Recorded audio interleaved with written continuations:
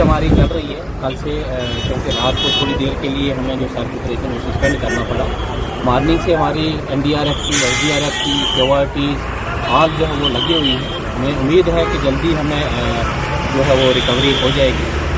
बीच में लोगों ने रोड बंद किया था, तो हमने उनको समझाया है, उनको बताया गया है कि भाई जो हम तलाश में जारी है वो थोड़ी जल्दी हमें बॉडी मिलने की उम्मीद है, क्योंकि एक्सपर्ट्स की जो टीम है, हमारे डाइवर्स भी मंगाए हुए हैं, वो सर्च कर रहे हैं। तो अब रोड थ्रू है, कोई अब रोड इनको सर्च के लिए सर NDRF टीम, बिल्कुल NDRF की टीम जो है उधमपुर से आई है, हमारी यहाँ की SDRF है, KYTs हैं, जितने भी हमारे लोकल जो KYTs हैं वो अच्छा एक्सपर्टाइज रखते हैं इसमें, वो भी गए हुए हैं, तो सर्च चल रहे हैं। Thank you.